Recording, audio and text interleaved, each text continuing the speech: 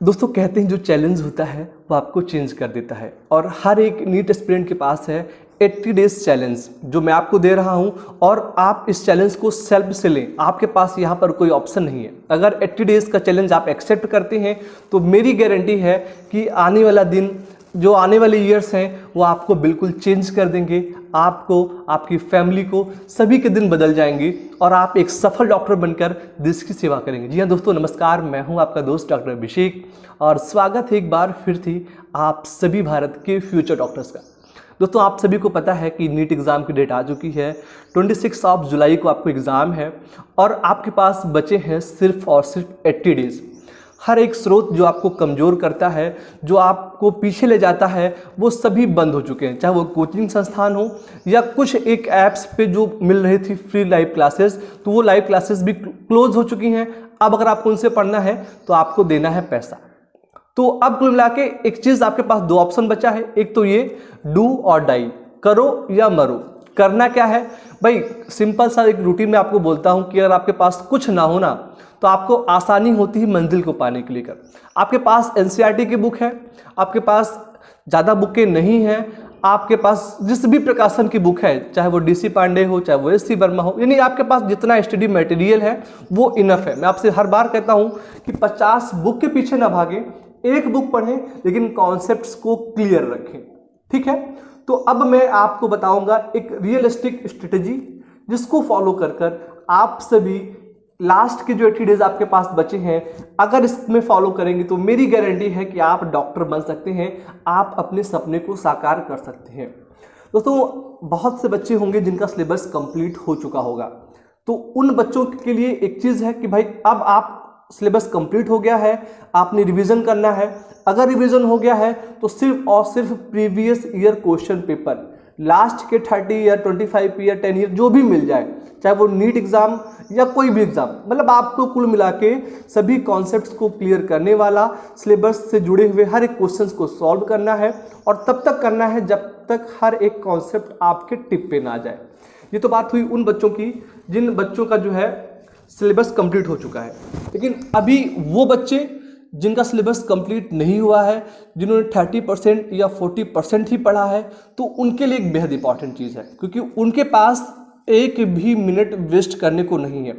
बचा हुआ हर एक मिनट, हर एक क्षण, हर एक पल आपके लिए डू और डाई सिचुएशन है। 1 घंटा आपने वेस्ट किया तो आपसे आगे हजारों बच्चे निकल जाएंगे।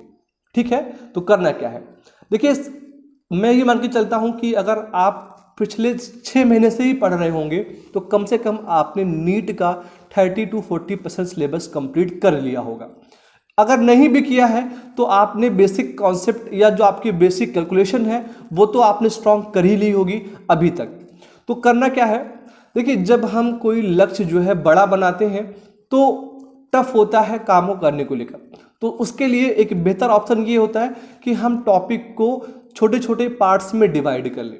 कैसे, वो यूं कि आपने फर्स्ट ईयर पढ़ा है, आपने 12th पढ़ा, तभी आप जो है नीट एग्ज़ाम देने के एलिजिबल हो। अब आप 10 मिनट सेल्फ से बैठिए और ये खुद से पूछिए कि आपको कितने चैप्टर बिल्कुल अच्छे से आते हैं या नहीं आते हैं। आपने उनके बारे में जाना है, सुना है और वो चैप्टर सेलेक्ट दें कि आपने कुछ पढ़ा है। ठीक है, उनको एक तरफ कर लीजिए, दूसरी तरफ उन चैप्टर्स को मार्क करिए जिन चैप्टर्स को आपको बिल्कुल भी आइडिया नहीं है। ठीक है, क्लियर, 2 लिस्ट बन गए। तो जिन चैप्टर्स को आपने 30%, 40%, 50% पढ़ा है वहाँ से स्टार्ट करिए और स्टार्ट ऐसे करिए कि जितना भी पढ़ें हर एक टॉपिक को अपने शब्दों में कन्वर्ट करें या इंपॉर्टेंट पॉइंट्स को डैश कर लें, उनको एक कॉपी पे लिख लें। यानी कि आपको स्टडी के साथ में शॉर्ट नोट्स भी बनाना बेहद इंपॉर्टेंट है।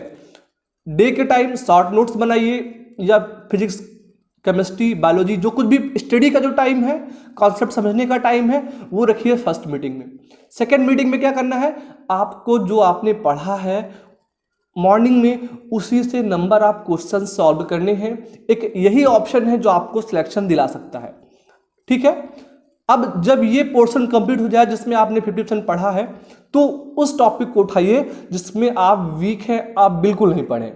और वहां पर करना क्या है कि एनसीईआरटी की बुक आपके पास है तो एनसीईआरटी की हर एक line full stop to full stop, आपको कुछ भी छोड़ना नहीं है। एक पेंसिल लीजिए और मार्क करते चलिए हर एक लाइन को, जो आपको इंपॉर्टेंट लगे उसको डार्क कर लीजिए और कॉपी पे लिख लीजिए। फिर ऐसे करके आप धीमे धीमे बढ़ेंगे और आप देखेंगे कि आपके कुछ हफ्तों की मेहनत आपको बहुत आगे ले जाएगी। एक चीज़ बता दें दोस्तों कि जो अंत होता है, इन लास्ट अगर आपका अच्छा है तो अंत भला तो सब भला। अगर इन 80 डेज को आपने यूटिलाइज कर लिया तो आपका सिलेक्शन 100% होगा और आने वाले दिन भी आपके लिए अच्छे होंगे। यहाँ पर कोई लेकिन, इफ, बट नहीं चलेगा। कुछ भी करो लेकिन पढ़ो। विदाउट पढ़े कुछ नहीं मिलता है। सोचने से, ख्यालों में जाने से आपको मंजिल नहीं मिलेगी। मंजिल आपको जब आप अगर है ना, कहते हैं अगर आपको तैरना सीखना है तो आपको नदी में कूदना पड़ेगा।